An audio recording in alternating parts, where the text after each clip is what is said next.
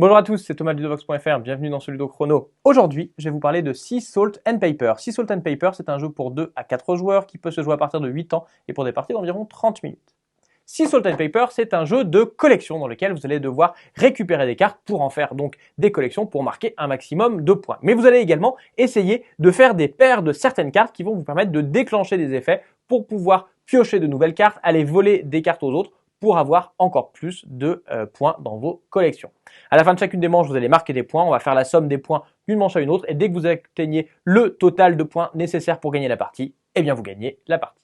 Donc comme je vous l'ai dit, on va avoir plusieurs manches. À chacune des manches, on va mélanger les cartes et les mettre au centre de la table. Ces cartes, elles sont toutes de couleurs différentes et elles vont toutes être de types différents. En fonction du type, elles vont avoir différents effets.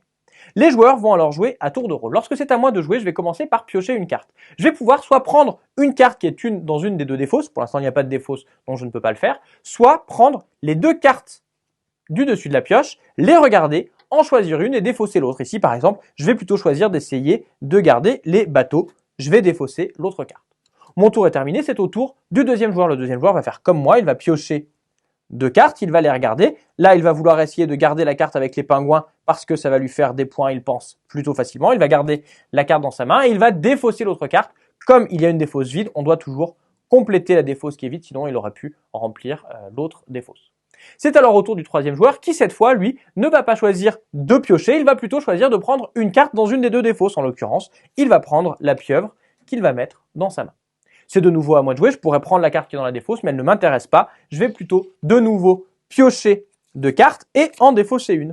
En l'occurrence, ça tombe bien parce que j'ai réussi à faire une paire de bateaux. Lorsque l'on réussit à faire une paire, eh bien on va pouvoir la poser devant nous et faire l'effet indiqué. En l'occurrence, cette paire de bateaux va me permettre de rejouer immédiatement, donc soit de prendre une des cartes de la défausse, soit prendre deux cartes en main, en choisir une, la garder dans ma main et défausser l'autre.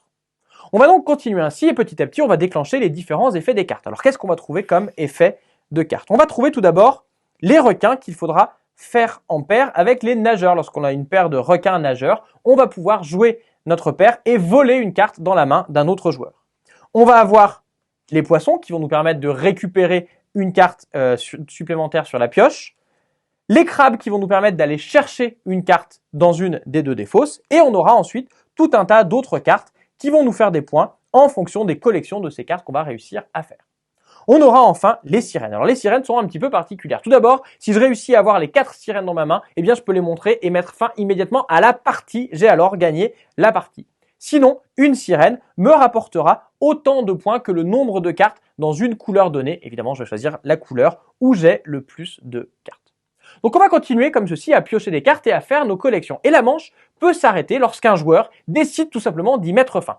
Pour pouvoir le faire, il faut que ce joueur ait au moins 7 points. Que ce soit 7 points avec les cartes qui sont devant lui, par exemple, cette paire de bateaux me rapporte 1 point, ou avec les cartes qu'il aura dans sa main, il fait le cumul des deux. Lorsque cela arrive, le joueur a deux choix.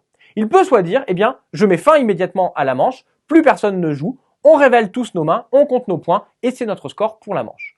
Ou bien, il peut, parce qu'il pense qu'il est vraiment en avance sur les autres, leur donner une dernière chance. Dans ce cas-là, il ne va pas jouer de tour supplémentaire, mais chacun des autres joueurs va pouvoir jouer un tour supplémentaire. Lorsqu'ils ont tous joué un tour supplémentaire, on va comparer les valeurs de nos scores.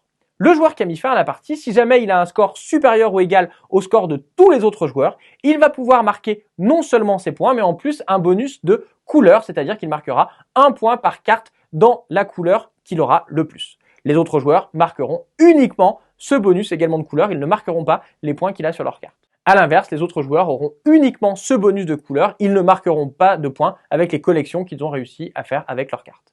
A l'inverse, si jamais il y a un seul joueur qui a plus de points que le joueur qui a mis fin à la partie en leur donnant une dernière chance, et bien dans ce cas-là, les autres joueurs vont marquer leurs points de façon normale et le joueur qui a mis fin à la partie n'aura que son bonus de couleur. On continue donc ainsi à faire des manches en remélangeant les cartes à chaque fois et dès qu'un joueur atteint un score suffisant pour mettre fin à la partie, ce score va dépendre du nombre de joueurs, et bien la partie s'arrête immédiatement et c'est ce joueur qui a gagné.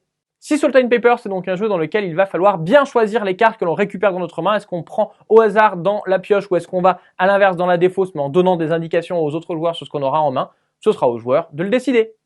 Voilà, vous savez presque tout sur Sea Salt and Paper. Maintenant, à vous de jouer et à bientôt sur Ludovox.fr.